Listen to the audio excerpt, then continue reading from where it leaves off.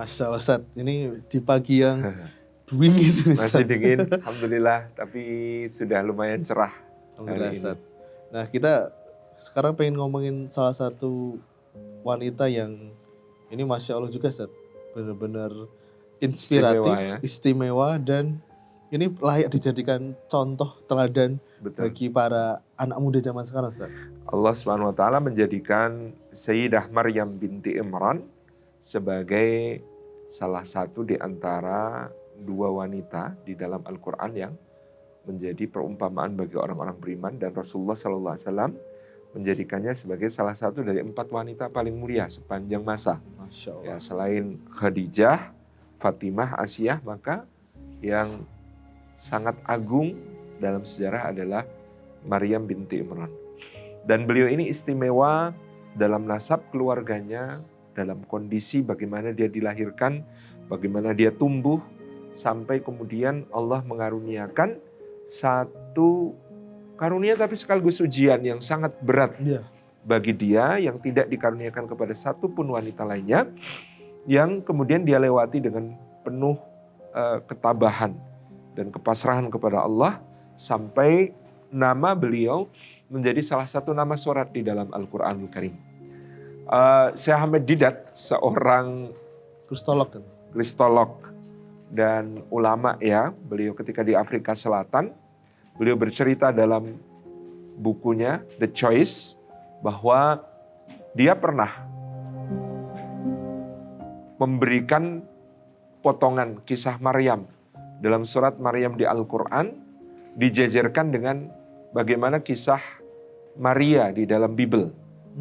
Ketika dia sodorkan itu kepada ratusan pendeta yang hadir dalam sebuah pertemuan dialog dengan beliau, dengan Syekh Ahmed Didat.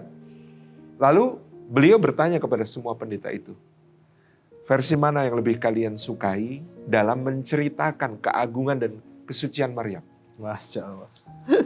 Maka semua pendeta itu dengan jujur menjawab, versi Al-Quran jauh lebih agung dan lebih memuliakan Maryam daripada versi Bible. Dan itulah mengapa kalau kita lihat dalam kisah hijrah ke Habasyah, ketika Najasyi Asamah, Raja Habasyah, diprovokasi oleh utusan Quraisy pada saat itu, yaitu Amr bin Al-As dan juga Abdullah bin Rabi'ah, tentang berbedanya keyakinan antara Raja Najasyi sebagai seorang Nasrani bersama para uskupnya dengan Ja'far bin Abi Thalib dan kawan-kawan sahabat-sahabat Nabi yang hijrah ke negerinya. Maka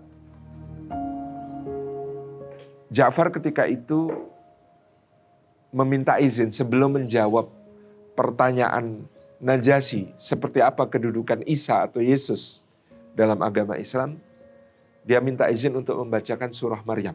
Ini sebenarnya seperti sebuah ujian ya Tat ya? Iya, karena kalau sampai kemudian orang-orang Quraisy berhasil memprovokasi Najasyi bahwa agama Islam tidak memuliakan Yesus seperti agama Kristen memuliakannya sebagai anak Tuhan dan salah satu dari oknum Tuhan, tentunya menjadi terancam kedudukan kaum muslimin di Habasyah yang selama ini dilindungi oleh raja. Betul. Nah, ketika itu Ja'far minta izin kepada Raja Najasyi untuk, sebelum menjawab pertanyaan, saya bacakan dulu seperti apa kata-kata Al-Quran tentang Maryam dan Isa. Menarik. Maka kemudian dibacakan surah Maryam kepada mereka, lalu tafidu minad dam'i, semua Raja Najasyi maupun uskup-uskupnya semuanya berlinang air mata mendengarkan paparan Al-Quran di dalam surah Maryam tentang Sayyidah Maryam yang luar biasa ini. Jadi kisah beliau ini dituturkan Al-Quran dengan penuh pemuliaan, dengan penuh pengagungan, dengan penuh pensucian yang bahkan tidak bisa ditandingi oleh Bible, yang mungkin kemudian para penganutnya mengklaim bahwa Maryam sebagai perawan suci adalah Mater Dei atau Ibu Tuhan. Tetapi Al-Quran memberikan gambaran yang sangat suci, sangat agung, sangat mulia tentang Sayyidah Maryam. Jadi kalau surah Maryam dalam Al-Quran itu dimulai oleh Allah Subhanahu wa Ta'ala dengan menyatakan bahwa keluarga Maryam ini termasuk keluarga yang terpilih, dimuliakan Allah di atas seluruh makhluk di alam semesta. Jadi Allah mengatakan innallaha astafa Adama wa Nuha wa ala Ibrahim wa ala Imrana 'alal alamin dzurriyyatan ba'duha min ba'd. Sesungguhnya Allah telah memilih Adam dan juga Nuh dan juga keluarga Ibrahim dan juga keluarga Imran. Kalau ini dalam surah Ali Imran ya, belum di surah Maryam, itu ditegaskan oleh Allah. Allah telah memilih mereka ini. Di atas semua makhluk di alam semesta, mereka yang paling dimuliakan. Dzurriyyatan ba'duha min ba'd, dan sebagian itu menjadi anak keturunan bagi yang lain. Maksudnya Nabi Ibrahim adalah keturunan Nabi Nuh. Keluarga Imran adalah keturunan Nabi Ibrahim. Adam menurunkan semuanya. Jadi Nabi Nuh keturunan Nabi Adam, Nabi Ibrahim dan keluarganya keturunan Nabi Nuh, dan keluarga Imran ini keturunannya Nabi Ibrahim alaihissalam.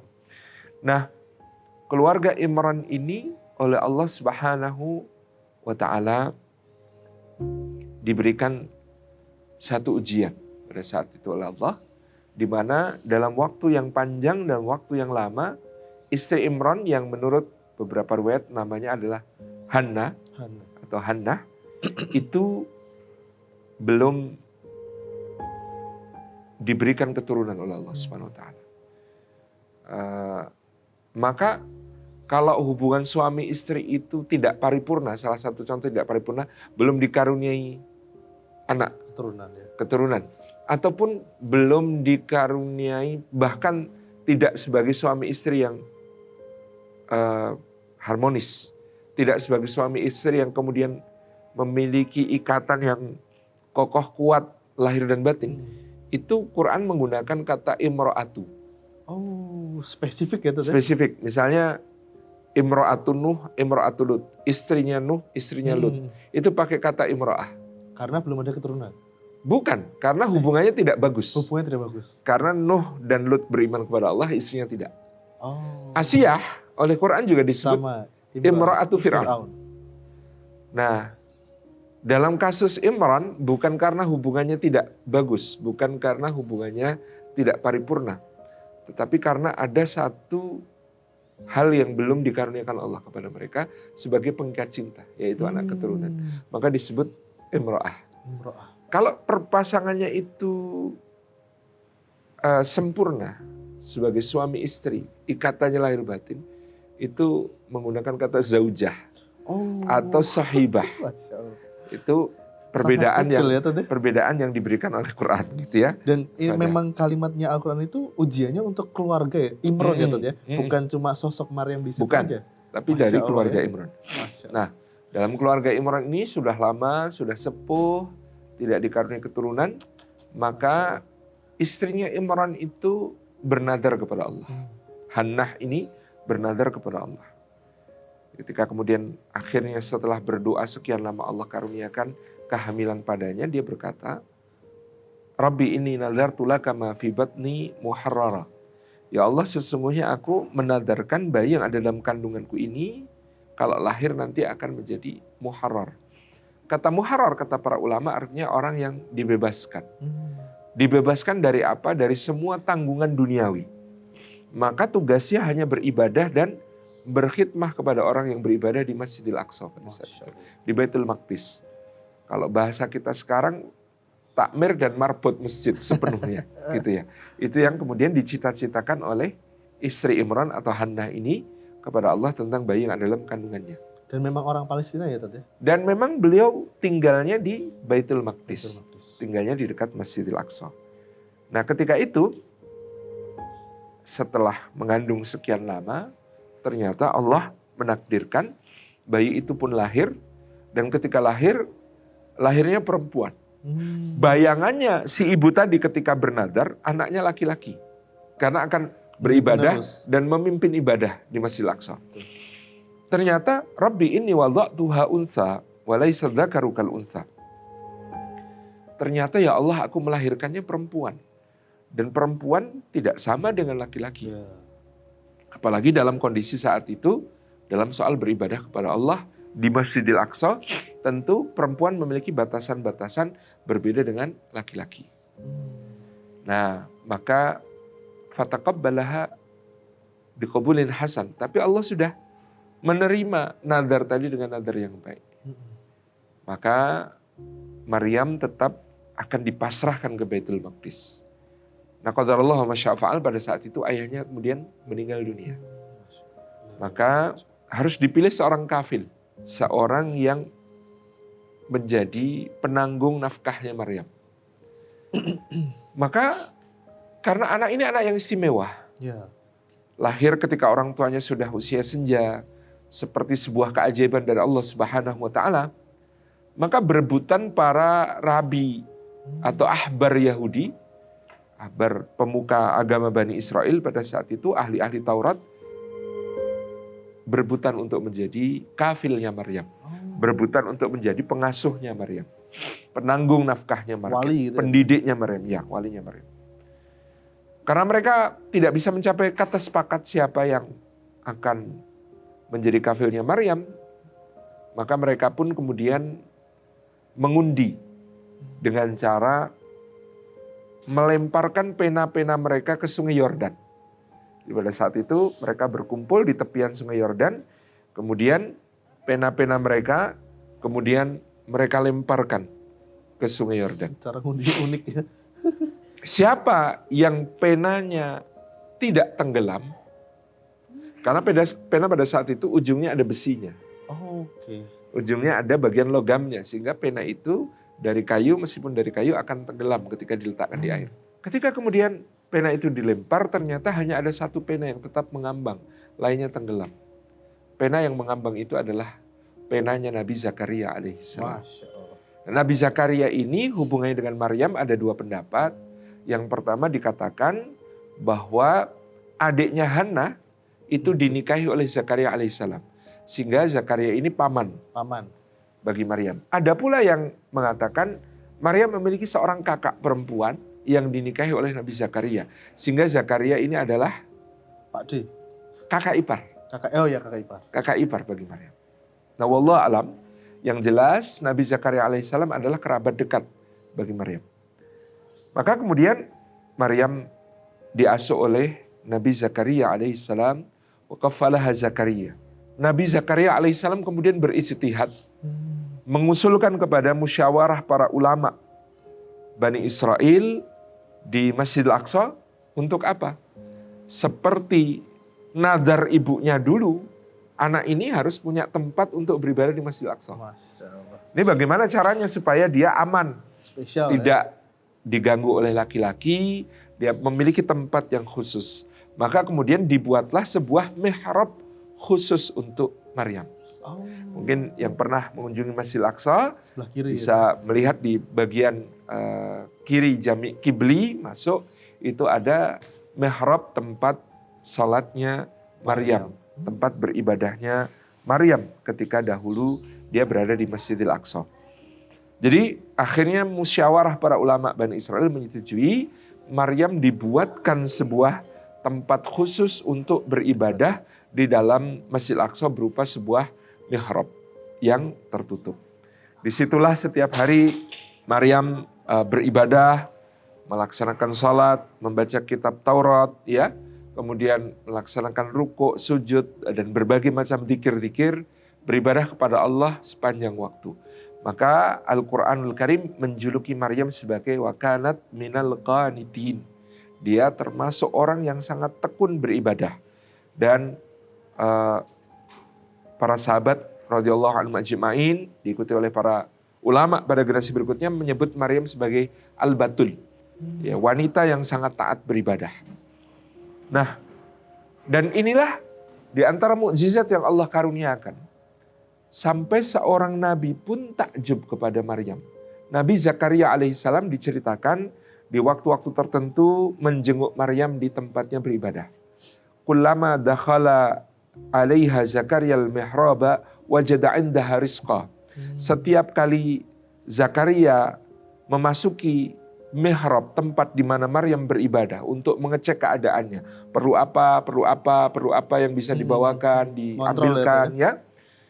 Wajada indaha rizqa.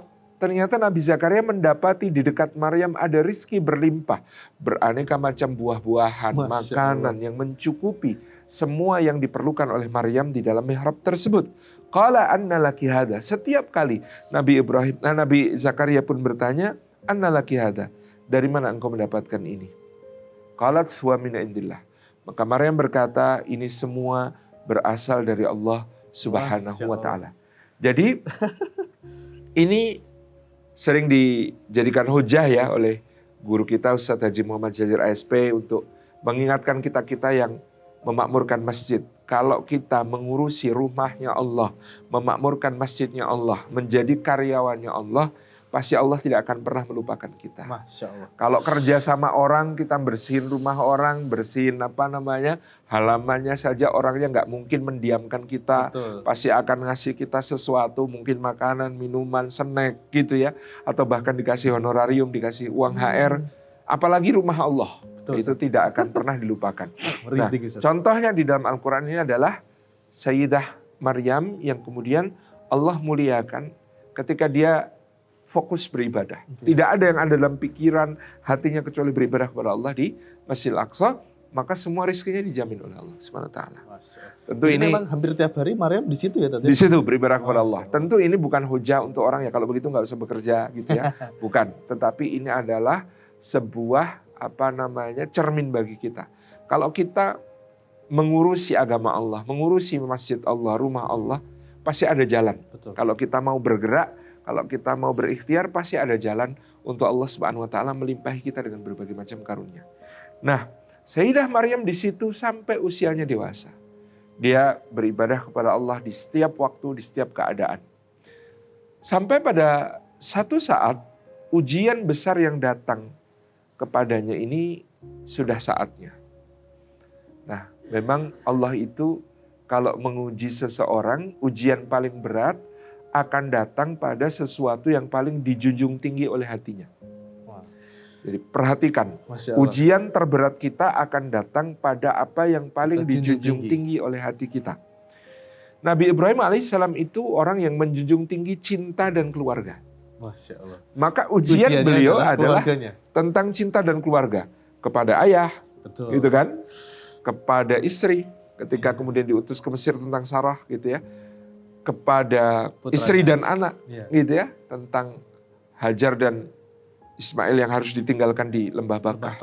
Kemudian tentang anak yang paling dicintai ketika kemudian harus menyembelih putranya. Korban, ya. Nah, karena ujiannya Ibrahim itu Hal tentang yang cinta dijunjung. dan keluarga, itulah yang paling dijunjung tinggi oleh hatinya. Dan Ibrahim lulus Masya Allah. semuanya. Maka beliau disebut sebagai Khalilur Rahman, kekasihnya Allah Subhanahu wa taala. Nabi Muhammad SAW itu salah satu yang paling dijunjung tinggi oleh hati beliau adalah kejujuran. Kejujurannya. Jadi sejak muda beliau jujur, tidak pernah berdusta, dan beliau sejak kecil digelari Al-Amin, orang yang terpercaya, amanah, tidak pernah meleset janji maupun kata-katanya semuanya.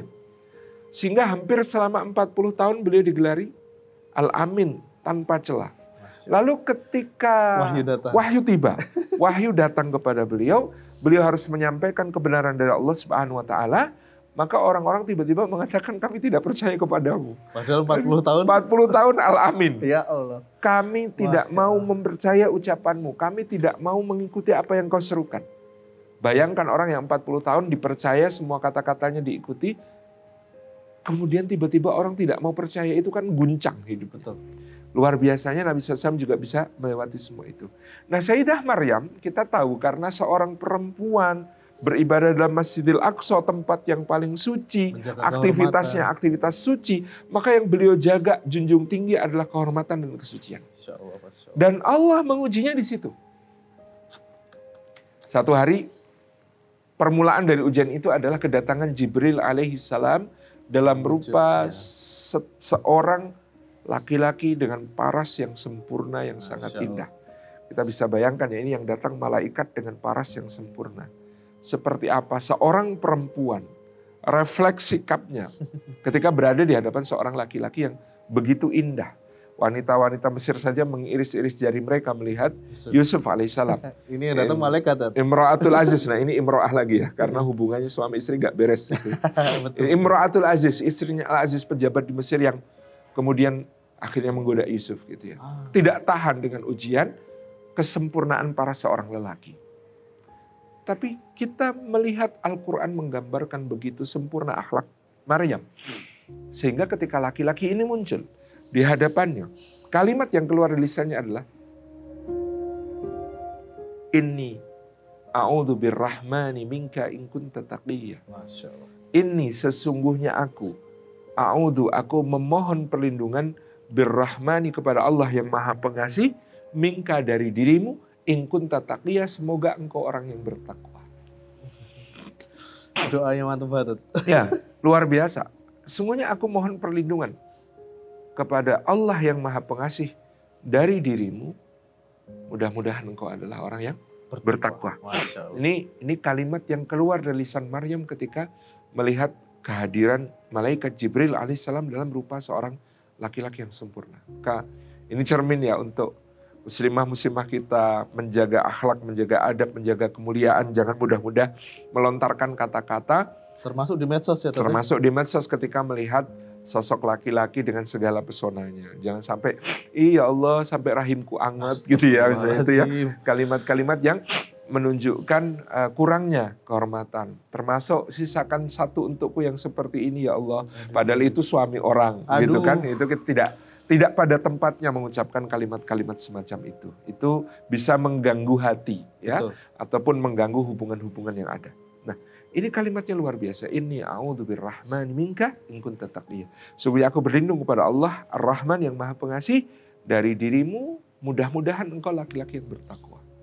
Dan ada kalimat, ini kan kalimat prasangka baik ya. Betul. Mudah-mudahan kamu bertakwa. Jadi gak akan macam-macam sehingga aku gak perlu lawan gitu ya. Dan gak seuzon gitu. Iya, dari in kunta taqiyya. Maka justru saat itu Jibril alaihissalam memberikan kabar gembira. Yang kabar gembira itu justru adalah sebuah ujian bagi Maryam. Ujian yang membingungkan. Sesungguhnya Tuhanmu memberikan kabar gembira kepadamu akan lahirnya dari rahimmu yang suci seorang anak yang istimewa, yang tidak ada duanya. Kaget Maryam kemudian mengatakan, bagaimana mungkin akan lahir dariku seorang anak sedangkan aku tidak pernah disentuh dan berdekatan dengan laki-laki manapun. Maka kemudian Jibril alaihissalam menjawab, maka itu adalah sesuatu yang sangat mudah bagi Allah. Disinilah dimulai ujian berat Maryam ketika kemudian dia mulai mengalami gejala-gejala kehamilan. Mual, muntah. Karena dia kemudian merasa ini akan menjadi fitnah di tengah-tengah kaumnya. Dia takut orang akan berbicara yang buruk tentang orang tuanya dan keluarganya, tentang pengasuhnya dan lain sebagainya, yakni Nabi Zakaria. Maka dia meninggalkan kaumnya, menuju ke satu tempat yang ada di wilayah yang timur, makan syarqiyah kata Quran. Wilayah timur ini dari Baitul Maqdis, maka kalau para mufasir menyebutnya adalah kota Baitul Lahim atau yang disebut sebagai Bethlehem. Beliau menjauhkan diri dari kaumnya, mencari tempat yang tersembunyi, yang di situ beliau merawat dirinya sampai nantinya akan melakukan persalinan. Maka datanglah waktu persalinan. Dan ketika kemudian beliau melahirkan putranya, seorang anak laki-laki yang bernama Isa bin Maryam. Isa putra Maryam. Disitulah Allah menguji beliau. Maka ada satu kalimat yang keluar dari lisan Maryam ketika kalimat Maryam adalah, ya laitani mittu qabla hadza wa kuntu nasyam mansiya. Aduhai celaka aku, seandainya aku mati saja sebelum ini. Dan aku menjadi sesuatu yang dilupakan lagi, tak berarti. Kalimat ini bukan karena Maryam tidak tahan kepada ujian. Tidak sabar atas ujian, bukan. Sama sekali bukan. Kalimat yang keluar dari lisan Maryam ini lebih karena beliau mengkhawatirkan, kata para ulama, orang-orang akan berdosa disebabkan dirinya. Karena mungkin menggibah ya Tat ya. Akan bergibah, akan bergunjing, Ya, akan memfitnah, akan suuzon, mencaci ya. maki, berprasangka buruk, melakukan berbagai macam ucapan-ucapan keji kepada dirinya. Tetap yang dipikirin orang lain ya Tat. Jadi yang beliau pikirkan bukan kalau aku gimana-gimana itu enggak. Iya, tetap Ya, yang dikhawatirkan. maksud kalimat wa kuntu nasyam mangsia, aku menjadi sesuatu yang tak berarti lagi dilupakan, yakni agar jangan sampai orang membicarakan dia Betul. dengan pembicaraan yang buruk. Masya Allah. Jadi bukan Maryam ini protes, bukan Maryam Karena ini ujiannya. komplain, bukan Maryam ini keberatan dengan ujiannya, tidak. Tetapi karena beliau menyadari ujiannya ini akan berdampak bagi orang lain. Tetapi para ulama kemudian juga memberikan catatan yang menarik. Kalimat Maryam yang semacam ini, wa kuntu nasyam mangsia, ya laitani mittu qabla hadza wa kuntu nasyam mangsia. Aduhai, seandainya aku mati saja sebelum ini dan aku menjadi sesuatu yang dilupakan lagi, tak berarti. Ini juga adalah kalimat yang menunjukkan ketidakutuhan kepasrahan kepada Allah. Dia memang pasrah total tentang dirinya, tapi dia belum pasrah total tentang orang. Betul. Maka ada perbedaan antara orang yang pasrah total kepada Allah dengan orang yang pasrahnya tidak total kepada Allah dalam cara Allah memberi rizki. Contohnya Ustaz. Kalau tadi dia beribadah di Masjidil Aqsa, keyakinannya kepada Allah sangat bulat, sangat total, maka rizki itu datang dicukupkan, Oke. sempurna. Tapi ketika keyakinan itu tidak bulat utuh, Ada kekhawatiran. ada sedikit kekhawatiran, maka rizki diberikan Allah harus dengan ikhtiar. Oh, Masya Allah. Di mana ikhtiar yang diperintahkan Allah kepada Maryam? Wa huzzi ilaiki bijidnin nakhlati, dan goyangkanlah pokok pohon kurma yang ada di dekatmu itu supaya tusakit alaiki rotoban janiyah, akan jatuh kepadamu kurma yang ranum dan segar. Sebentar Ustaz, ini pertanyaannya Ustaz. Setahu saya Ustaz, saya itu pernah bertemu dengan pohon kurma di Madinah, besar-besar. Di sini Itu juga ada di Maroko. susah sekali goyangnya Tat. Bahkan kalau kita sebagai laki-laki Yang kuat untuk sehat mencoba untuk menggoyangkannya sekalipun, kitanya yang goyang, pohon kurmanya tidak. Iya. Kan, gitu ya. Dan beliau wanita kondisi sedang hamil. Sudah melahirkan. Oh, sudah melahirkan. Sedang persalinan, perdarahannya payah-payahnya, banyak, lagi payah-payahnya. Ya Allah, Diperintahkan Allah untuk mengguncangkan pokok pohon kurma itu supaya buah yang ranumnya jatuh. Itu lebih sulit lagi. Kalau buah matang jatuh itu mudah. Buah ranum jatuh. Ya Allah ya Rabb. Terus juga Tat. Wa huzi ilaiki bijidnin nakhlah. Tapi ternyata lagi-lagi pelajarannya adalah ikhtiar itu ikhtiar. Rezeki itu sudah dijamin. Ikhtiar lebih penting daripada Hasil. ya? Ikhtiar Oke. itu yang diperintahkan Allah. Baik. Tugas kamu mengguncangkan. Apakah buah itu jatuh karena kamu Terserah guncangkan? Allah. Enggak. Itu jatuh karena Allah memang menakdirkan untuk jatuh. Baik. Tapi di situ ada ujian karena tadi ketidakbulatan kepasrahan membuat kemudian Allah memerintahkan ada ikhtiar. Tadi di Masjidil Aqsa di masa mudanya ketika dia keyakinannya utuh kepada Allah, maka full Ya. rezekinya dijamin Allah bahkan tanpa ikhtiar. Tetapi ketika kemudian ya laitani mitu qabla hadza wa kuntu nasyam mangsia, rezeki itu datang tetapi dengan cara kamu ikhtiar dulu. Jadi Meskipun ikhtiarnya itu tadi sebenarnya tidak ada hubungan sebab akibatnya dengan rezeki karena rezeki itu sudah dijamin. Ya. dijamin oleh Allah. Wa huzi ilaiki bizinnah tusakit alaiki rotoban janiyah, maka akan jatuh kurma yang basah, yang ranum, yang masih segar itu kepadamu. Dan Masya Allah, Allah memberikan kepadanya anugerah tersebut. Minuman, Ya Rabb. air yang kemudian keluar, mata air yang sangat jernih ada di dekatnya dengan memakan buah kurma yang ranum dan segar. Sampai sekarang termasuk makanan yang sangat sehat, itu rutob. Ya, Apa itu, dari Pak? kata rutoban janiyah. Kurma muda. Kurma yang masih ranum, yang Ya, basah, yang belum dikeringkan, itu makanan yang sangat sehat, termasuk untuk memulihkan keadaan ibu yang habis melahirkan, seperti Sayyidah Maryam. Nah, ketika kemudian dia selesai dari persalinannya, bersih dan kemudian bisa menggendong anak itu, datanglah dia kepada kaumnya. Benar seperti yang dia khawatirkan, pasti hatinya sekarang telah pasrah kepada Allah. Ya. Tapi kaumnya mengatakan, wahai Maryam, sesungguhnya bapak ibumu dulu bukan orang yang nakal. Ya, ya Allah. Ya, wa makanat ummuki baghiya, ibumu juga bukan wanita lucah, wanita jalang. Kamu kok bisa-bisanya punya anak padahal tidak punya suami. Maka Allah mengilhamkan kepada Maryam untuk menunjuk kepada anaknya. Kemudian ditunjuklah sang putra yakni Isa bin Maryam. Orang-orang mengatakan bagaimana kami akan bicara pada anak kecil yang masih menyusu, yang masih ada dalam buaya. Maka tiba-tiba bayi itu berbicara. Ya Allah. Inni ana abdullah, aku ini hamba Allah.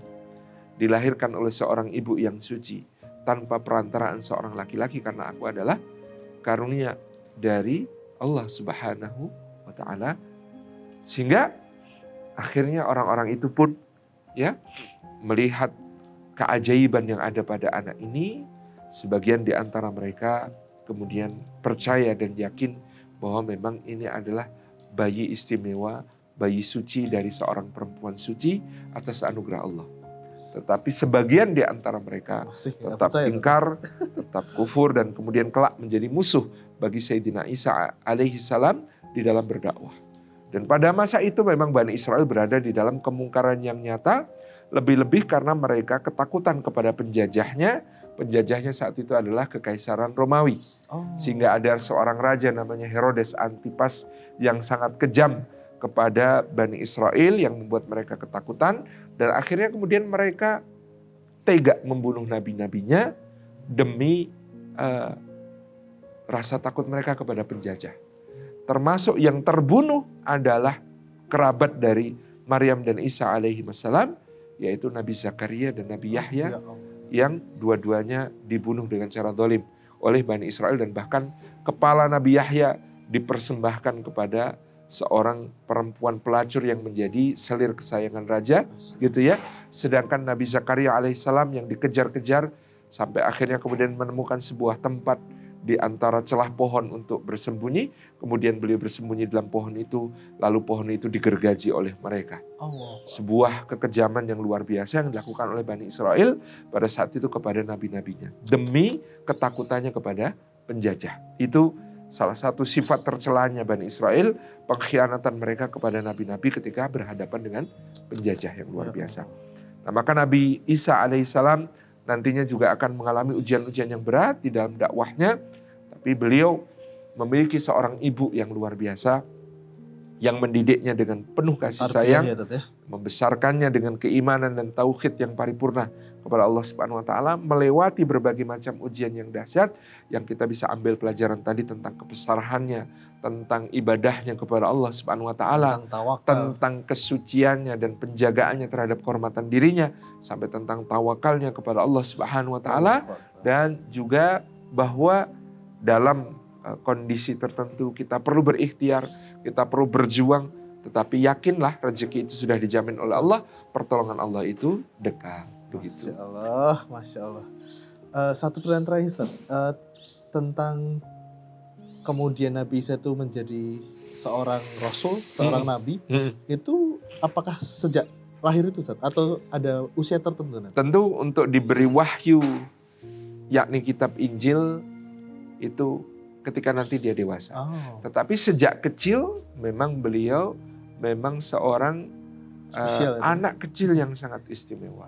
Yang telah berbicara sejak dalam buayan ibunya. Telah mampu menyampaikan kalimat-kalimat kebenaran. Membela ibunya dari berbagai macam tuduhan. Dan juga beliau sejak kecil sudah menghafalkan dan sangat fasih menyampaikan berbagai isi kitab Taurat. Nah, tapi mungkin mendapatkan kitab Injil ketika sudah dewasa. Jadi mungkin orang-orang di situ yang soleh ya, Tad ya, itu udah tahu tanda-tandanya ya, Tad ya? Iya, tentu. Karena apalagi sesudah itu, ya kalau menurut versi Bible, beliau kemudian dimandikan di sungai Yordan oleh Nabi Yahya alaihissalam. Dan Nabi Yahya alaihissalam selalu mengatakan, aku adalah seorang yang mengawali sebagai pembuka pintu bagi seorang nabi berikutnya yang lebih besar daripada diriku. Itu Nabi Yahya sebagai pengantar untuk Nabi Isa alaihissalam. Jadi, meskipun ikhtiarnya itu tadi sebenarnya tidak tidak ada hubungan sebab akibatnya dengan rezeki, karena rezeki itu sudah dijamin. Ya. Dijamin oleh Allah. Wa huzi ilaiki bizinnah tusakit alaiki rotoban janiyah, maka akan jatuh kurma yang basah, yang ranum, yang masih segar itu kepadamu. Dan Masya Allah, Allah memberikan kepadanya anugerah tersebut. Minuman, air yang kemudian keluar, mata air yang sangat jernih ada di dekatnya dengan memakan buah kurma yang ranum dan segar. Sampai sekarang termasuk makanan yang sangat sehat, itu rutob. Ya, dari kata rutoban janiyah. Kurma yang masih ranum, yang basah, yang belum dikeringkan. Itu makanan yang sangat sehat, termasuk untuk memulihkan keadaan ibu yang habis melahirkan. Seperti Sayyidah Maryam. Nah, ketika kemudian dia selesai dari persalinannya, bersih, dan kemudian bisa menggendong anak itu, datanglah dia kepada kaumnya. Benar seperti yang dia khawatirkan, hatinya sekarang telah pasrah kepada Allah. Tapi kaumnya mengatakan, wahai Maryam, sesungguhnya bapak ibumu dulu bukan orang yang nakal. Ya Allah. Ya, wa makanat ummuki baghiyah, ibumu juga bukan wanita lucah, wanita jalang. Kamu kok bisa-bisanya punya anak, padahal tidak punya suami. Maka Allah mengilhamkan kepada Maryam untuk menunjuk kepada anaknya. Kemudian ditunjuklah sang putra, yakni Isa bin Maryam. Orang-orang mengatakan, bagaimana kami akan bicara pada anak kecil yang masih menyusu, yang masih ada dalam buaya. Maka tiba-tiba bayi itu berbicara. Ya Allah. Inni ana abdullah, aku ini hamba Allah. Dilahirkan oleh seorang ibu yang suci, tanpa perantaraan seorang laki-laki, karena aku adalah karunia dari Allah Subhanahu wa Ta'ala. Sehingga akhirnya orang-orang itu pun melihat keajaiban yang ada pada anak ini. Sebagian di antara mereka kemudian percaya dan yakin bahwa memang ini adalah bayi istimewa, bayi suci dari seorang perempuan suci atas anugerah Allah. Tetapi sebagian di antara mereka tetap ingkar, tetap kufur, dan kemudian kelak menjadi musuh bagi Sayyidina Isa alaihi salam di dalam berdakwah. Dan pada masa itu memang Bani Israel berada di dalam kemungkaran yang nyata, lebih-lebih karena mereka ketakutan kepada penjajahnya. Penjajahnya saat itu adalah Kekaisaran Romawi. Sehingga ada seorang raja namanya Herodes Antipas yang sangat kejam kepada Bani Israel, yang membuat mereka ketakutan. Dan akhirnya kemudian mereka tega membunuh nabi-nabinya demi rasa takut mereka kepada penjajah. Termasuk yang terbunuh adalah kerabat dari Maryam dan Isa alaihi wassalam, yaitu Nabi Zakaria dan Nabi Yahya, yang dua-duanya dibunuh dengan cara zalim oleh Bani Israel. Dan bahkan kepala Nabi Yahya dipersembahkan kepada seorang perempuan pelacur yang menjadi selir kesayangan raja, gitu ya. Sedangkan Nabi Zakaria alaihissalam yang dikejar-kejar sampai akhirnya kemudian menemukan sebuah tempat di antara celah pohon untuk bersembunyi. Kemudian beliau bersembunyi dalam pohon itu, lalu pohon itu digergaji oleh mereka. Sebuah kekejaman yang luar biasa yang dilakukan oleh Bani Israel pada saat itu kepada nabi-nabinya, demi ketakutannya kepada penjajah. Itu salah satu sifat tercelanya Bani Israel, pengkhianatan mereka kepada nabi-nabi ketika berhadapan dengan penjajah yang luar biasa. Nah, maka Nabi Isa alaihissalam nantinya juga akan mengalami ujian-ujian yang berat di dalam dakwahnya. Tapi beliau memiliki seorang ibu yang luar biasa, yang mendidiknya dengan penuh kasih sayang, membesarkannya dengan keimanan dan tauhid yang paripurna kepada Allah Subhanahu wa Ta'ala, melewati berbagai macam ujian yang dahsyat yang kita bisa ambil pelajaran tadi tentang kebesarannya, tentang ibadahnya kepada Allah Subhanahu wa Ta'ala, tentang kesuciannya dan penjagaannya terhadap kehormatan dirinya, sampai tentang tawakalnya kepada Allah Subhanahu wa Ta'ala, dan juga bahwa dalam kondisi tertentu kita perlu berikhtiar, kita perlu berjuang, tetapi yakinlah rezeki itu sudah dijamin oleh Allah, pertolongan Allah itu dekat. Begitu. Masya Allah. Satu pertanyaan terakhir, Ustaz. Tentang kemudian Nabi Isa itu menjadi seorang Rasul, seorang Nabi, itu apakah sejak lahir itu, Ustaz? Atau ada usia tertentu? Tentu untuk diberi wahyu, yakni kitab Injil, itu ketika nanti dia dewasa. Oh, Tetapi sejak kecil memang beliau seorang spesial itu. anak kecil yang sangat istimewa. Yang telah berbicara sejak dalam buayan ibunya. Telah mampu menyampaikan kalimat-kalimat kebenaran. Membela ibunya dari berbagai macam tuduhan. Dan juga beliau sejak kecil sudah menghafalkan dan sangat fasih menyampaikan berbagai isi kitab Taurat. Nah, Berarti tapi mungkin orang-orang mendapatkan kitab Injil ketika sudah dewasa. Berarti mungkin orang-orang di situ yang soleh ya Tad ya. Itu udah tahu tanda-tandanya ya Tad ya. Iya, tentu. Karena apalagi sesudah itu, ya kalau menurut versi Bible, beliau kemudian dimandikan di sungai Yordan oleh Nabi Yahya alaihissalam. Dan Nabi Yahya alaihissalam selalu mengatakan, aku adalah seorang yang mengawali sebagai pembuka pintu bagi seorang nabi berikutnya yang lebih besar daripada diriku. Itu Nabi Yahya sebagai pengantar untuk Nabi Isa alaihissalam.